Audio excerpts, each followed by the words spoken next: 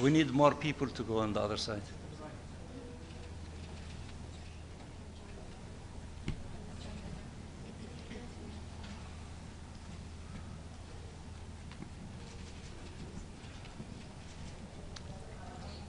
Are we okay?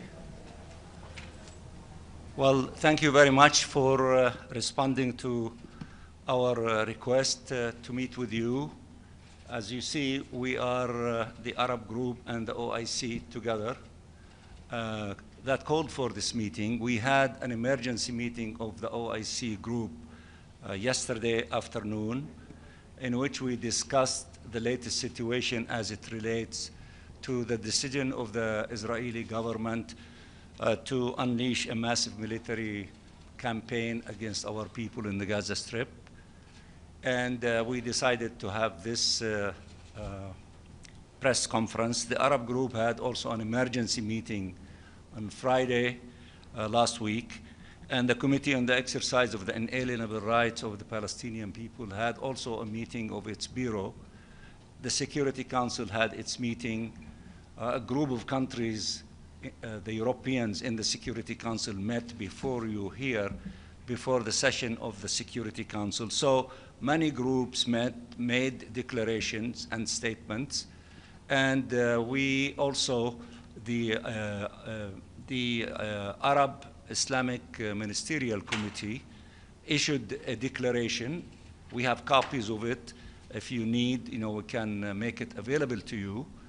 And we decided in the OIC meeting yesterday to read a summary statement to you stemming from the ministerial, the Arab OIC Ministerial Committee on the plan of the Israeli government to escalate the military situation and to bring more condemnation against our people in the Gaza Strip. We condemn that, as the committee does, and we demand, all of us, an immediate ceasefire and humanitarian assistance to our people. But I let my sister, the Chargé of Turkey, to read the statement, which is the summary of the Ministerial Committee declaration, because Turkey is presiding over the Ministerial Council of the OIC. Thank you, Minister Mansour. As he mentioned, Turkey, as the current chairman of the OIC group of OIC foreign ministers, I have the honor to read the joint statement of the OIC group in New York on the recent developments in the Gaza Strip, which is based on the joint statement by the Ministerial Committee mandated by the Joint Extraordinary Arab Islamic Summit. The OIC group expresses its strong condemnation and categorical rejection of Israel's announcement of its intention to impose full military control over the Gaza Strip. We consider this announcement a dangerous and unacceptable escalation, a flagrant violation of international law, and an attempt to entrench the illegal occupation and impose a fait accompli by force, in contravention of international law, international humanitarian law, and relevant United Nations resolutions. The group reaffirms that this declared course of action by Israel constitutes a continuation of its grave violations, including killing and starvation, attempts at forced displacement and annexation of Palestinian land, the settler terrorism, which are crimes that may amount to crimes against humanity. We demand the immediate and comprehensive cessation of the Israeli aggression against the Gaza Strip and an end to the ongoing violations committed by the occupying forces against civilians and civilian infrastructure in the Gaza Strip, the West Bank, and East Jerusalem. We also demand that Israel, as the occupying power, immediately and unconditionally allow the entry of humanitarian assistance at scale into the Gaza Strip, including food, medicine, and fuel, and ensure the freedom of operation of relief agencies and international humanitarian organizations in accordance with international humanitarian law and its applicable principles.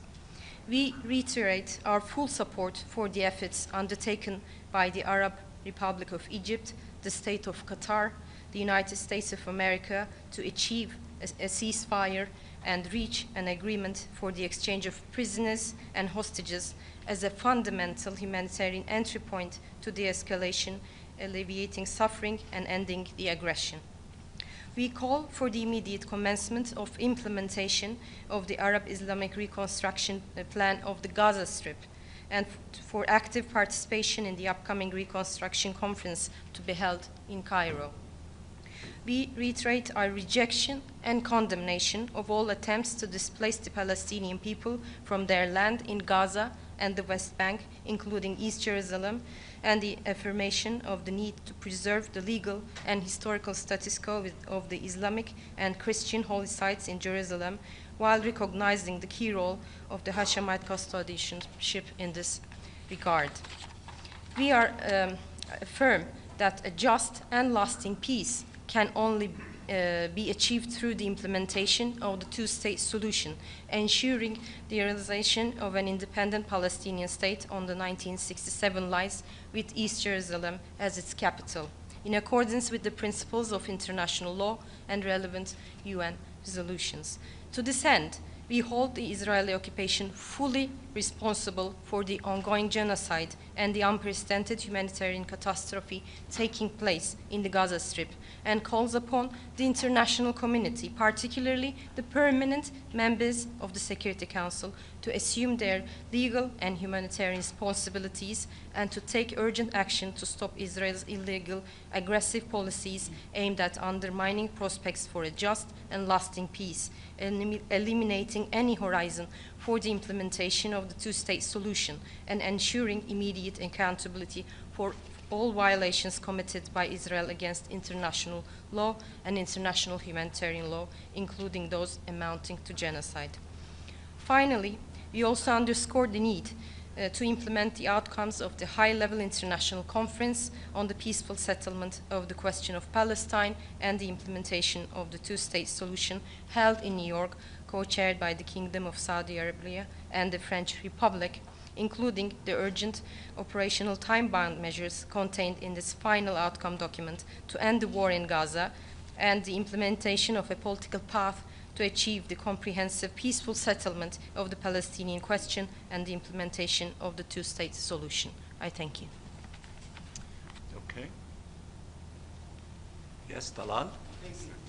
Talal Hashra, beside the condemnation and the statements and the Security Council's sessions, Israel seems, and I'm sure you have noticed, does not pay any attention to the world, international law or humanitarian law, or the Security Council resolutions. Beyond that, what can the Muslim and Arab countries do to force the Israeli government to implement the minimum of human rights? We also yesterday, the extrajudicial killing of journalists like ourselves, just to silence the voices in Gaza before they invaded. What can we do besides reading statements and communications? Please, anyone? Thank you. We fully concur with your views expressed particularly for the killing of the journalists. This is a deliberate policy to silence the journalists, but we were all aware that the truth cannot be silenced. As a matter of fact, I have the honor also to announce that my minister called on the OIC delegation in New York to commence an extraordinary OIC group meeting to discuss the possible course forward to take actions in this regard. In the meantime, we are delighted to observe last Sunday that majority of the Security Council members concur with putting an end to the Israeli policies. If I may add also, The conference that took place the end of last month in New York was predicated in its concept paper that this is an action-oriented conference, which means that in addition to reiterating, as you have indicated, the principled position which we appreciate in terms of a just solution to the conflict, which requires the end of this illegal occupation and allowing the Palestinian people, among other things, to exercise self-determination, it requires practical steps by the institutions of the UN, including the Security Council, and it has to shoulder its responsibility. And we appreciate the relatively cohesion and unity by almost everyone in the Security Council demanding Israel to stop this, crime against the Palestinian people in the Gaza Strip. But that is also in itself is not enough. Therefore, we are asking these institutions to take further steps to force Israel to comply with its obligation, and the Security Council has tools available to it if they wish to act accordingly. But states in their national capacity can take also steps. I will give few examples of steps that have been taking place, not only from Europe, although Europe is important because it has an extensive relationship with Israel, such as the European Union is seriously considering maybe suspending, if not the agreement on trade with Israel, but certain parts of it, and it has other tools available to it, so they are seriously considering that. A number of countries, including Spain and others, decided, to suspend military, export, import with Israel. That is also very important. Germany took a step, maybe it's a modest, but it's a very important, step by indicating that they will not send weapons to Israel to be used to kill the Palestinian children. Now, on the countries of the south, my sister from Turkey forgot to say that early in this aggression, they took measures to suspend many of their trade relationship, with Israel and arms sales.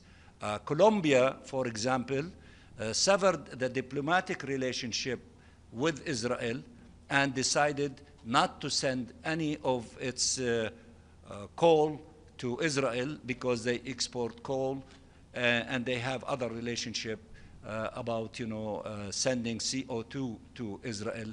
They suspended all these things. These are examples in which a growing number of countries are considering taking measures in their national capacity.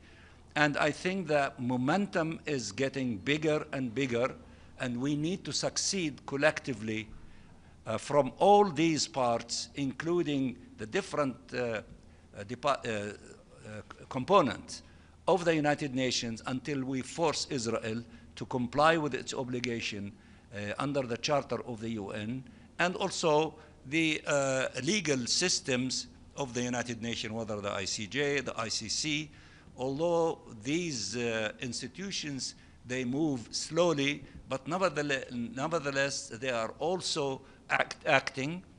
But I think what is really significant that Europe is now acting in a practical way and thinking in a practical way, in a fast way that should be complemented by all other countries in order to bring Israel into compliance. So we are now in the midst of this stage. We hope that we can succeed in not allowing them to execute the plan that they declared, but this requires more efforts, more pressure, more mobilization, and this is a step, maybe a modest step in this direction, we have to stay the course, and it is your duty, because you referred to Palestinian journalists that were assassinated by Israel in Gaza yesterday, which we condemn that in the strongest terms, and we hope that the international legal system would go after those who have committed these crimes so that they face the punishment that they deserve. But we need to intensify all of our efforts. We urge you to keep pressuring everyone. You need to send large delegations of journalists to go to the Gaza Strip to see with your own eyes the reality of our people and the crimes committed by Israel, and to report back on it. We ask the Security Council to go and visit and to see with their own eyes the reality there. They are the independent parties. We do not trust the reporting of the Israeli occupying authorities about the reality in the Gaza Strip and the lie that there is no starvation. Everyone saying is starvation. We lost more than 200 people. About half of them are children because of starvation, and more might lose their lives because of lack of food, medicine, and water. We have to intensify the pressure until the Israeli occupying authorities to stop these criminal policies and actions and to reverse this. Abdul Hamid. Thank you, Ambassador. I have a question on the journalist issue. Maybe Ambassador Hassim and Ambassador Tariq can answer that.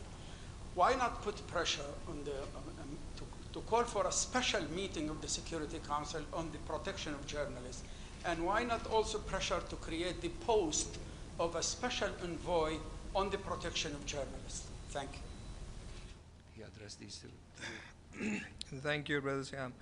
I would put it more broadly. I think as Ambassador Riyad Mansour was explaining, Israel's continued and persistent, blatant violations of international law and its total disregard for UN Security Council and General Assembly resolutions on the question of Palestine, and the impunity that it has enjoyed so far, are being increasingly questioned by the international community. And I think you have seen the international conference on the two-state solution and the question of Palestine.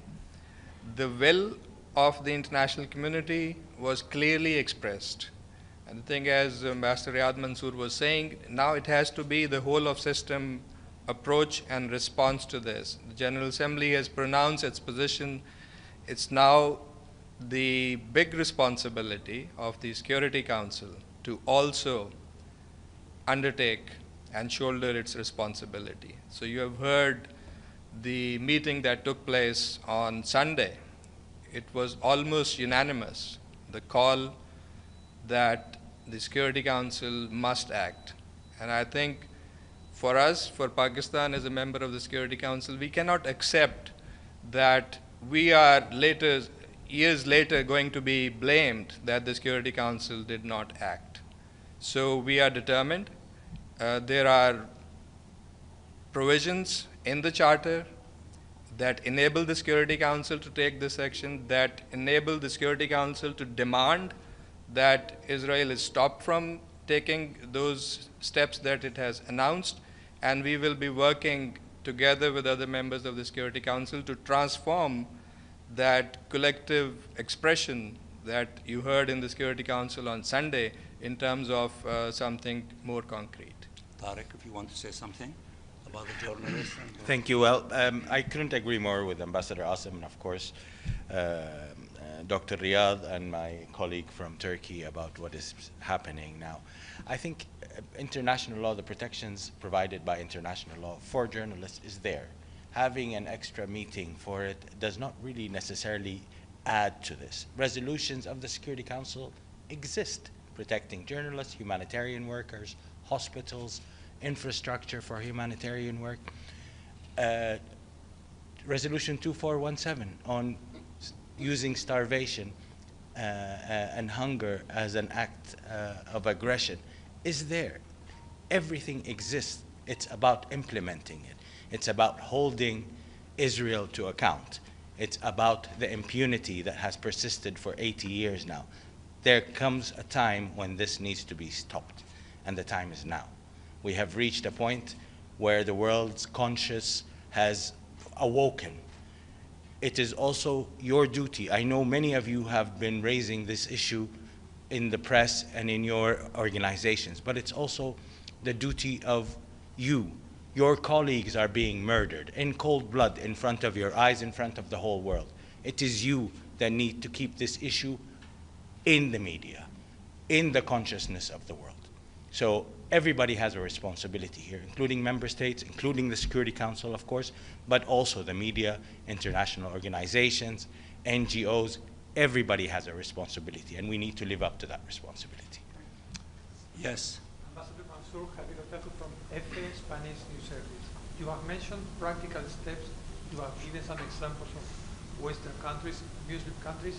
What about Arab countries? What about those who still maintain relations with Israel?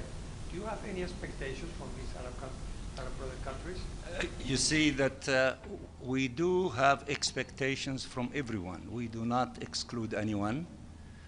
We respect the sovereign right of each state to act according to their calculations, but I am confident that the Arab and Muslim countries will step up to the plate.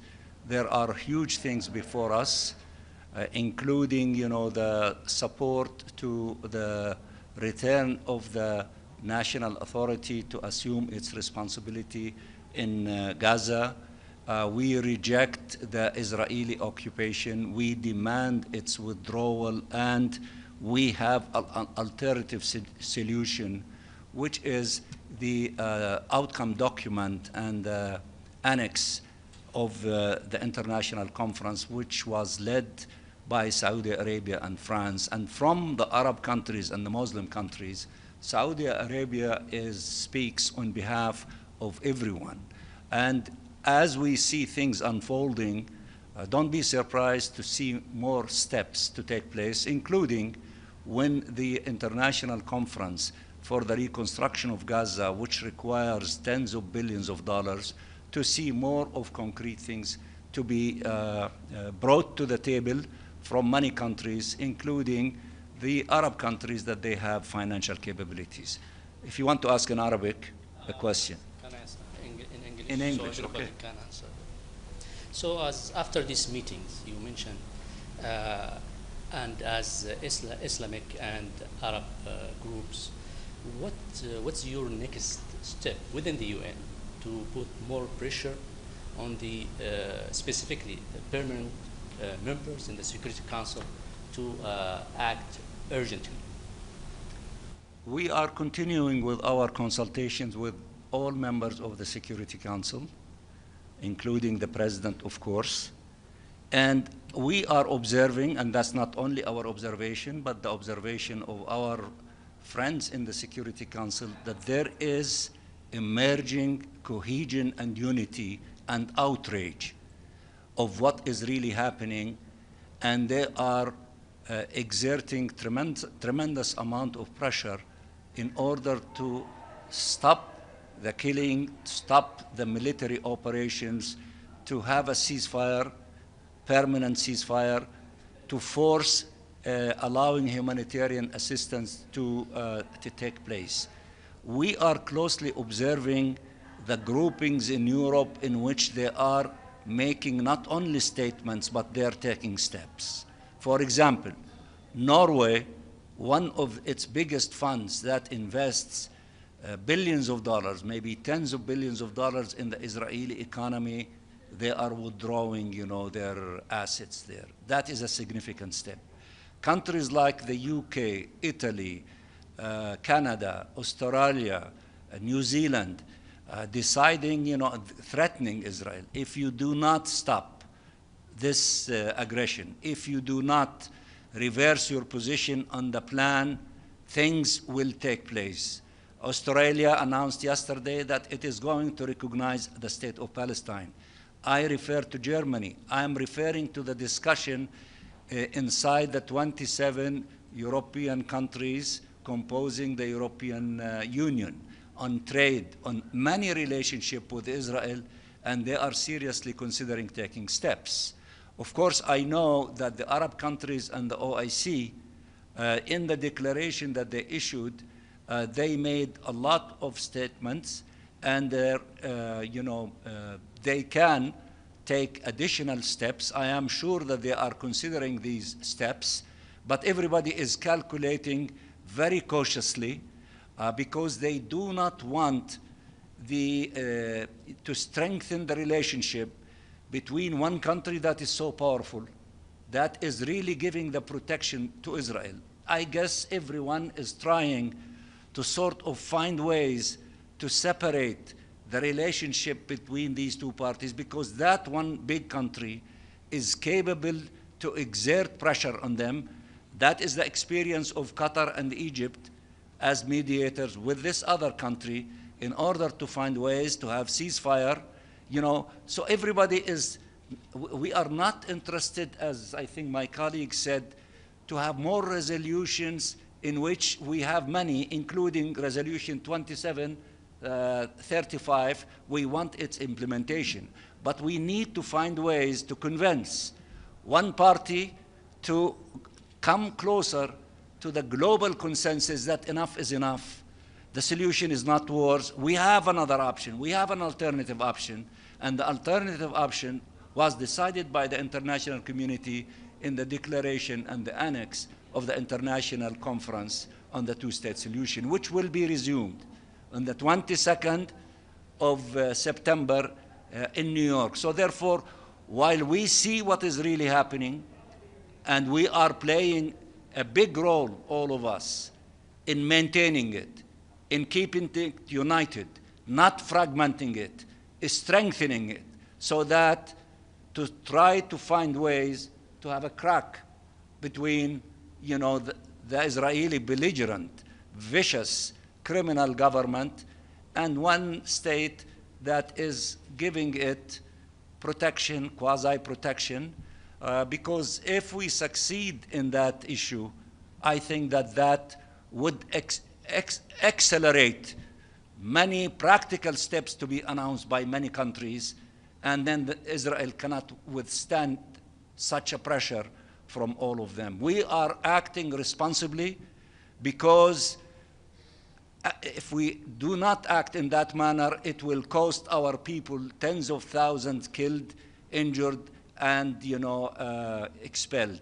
Now, somebody might say tens of thousands of our people have been killed. That is true, but now there is nothing that we can do about those who were killed, but we can do a lot about saving the lives of those who are still alive, and it is our responsibility to do everything possible in order to save their lives. I think we have enough, but we will keep you informed. Okay, I cannot say no to you. Tfaddali. One question. During the high-level conference on the two-state solution, France and Saudi Arabia asked all countries to sign the declaration going to their mission. I would like to know if you have any count on that and what can we expect for the General Assembly. Thank you. You're asking the wrong person. You have to ask France and Saudi Arabia. But in my speech in the Security Council Sunday, and we say it in front of everyone, we urge everyone, those who have not sent messages to France and to Saudi Arabia, declaring that they are joining and approving the declaration and the annex, to do so. I think that by September, we hope that we will be having more than 100 additional countries than the maybe 30 or 40 that have signed this declaration so far. We need to make that the blueprint of the global consensus of the international community on the alternative plan. It is not our destiny. It is not the destiny of the Palestinian people to have an eternal conflict with Israel and to keep losing thousands of our children and women and our people on the hand of this war machine by Israel. It is our duty to convince everyone that there is another alternative, the alternative of immediate ceasefire. As we see the millions, the hundreds of millions in all capitals are saying, They want to save lives of the Palestinian people. Ceasefire now, that's their cry.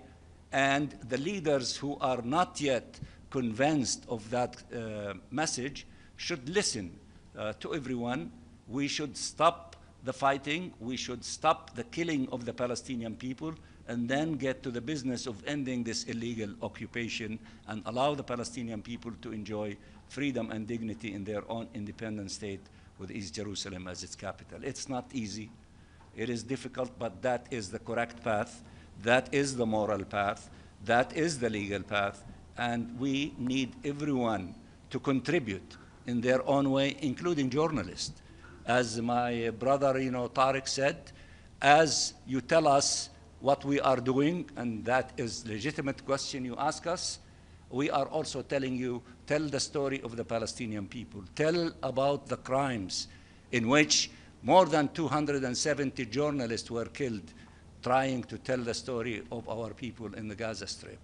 And more than 400 individuals from humanitarians, brave ones, most of them from UNRWA, who gave their lives trying to distribute humanitarian assistance to Palestinians who are in need, especially children of these humanitarian assistance. We all need to do our share of fighting for justice for the Palestinian people and fighting against this criminal genocidal regime in Israel who thinks that they can eliminate the Palestinian people. There is no force on earth that can eliminate the Palestinian people, and we are entrenched to our land, and we will put, with the help of everyone, an end to this tragedy and enjoy freedom and dignity when we exercise our right to self-determination. Again, I thank you very much for being with us today, and I want to thank my colleagues, the OIC, the Arab Group, the Committee on the Exercise of the Inalienable Rights of the Palestinian People, and we will meet with you as often as needed. Thank you. Thank you. This way.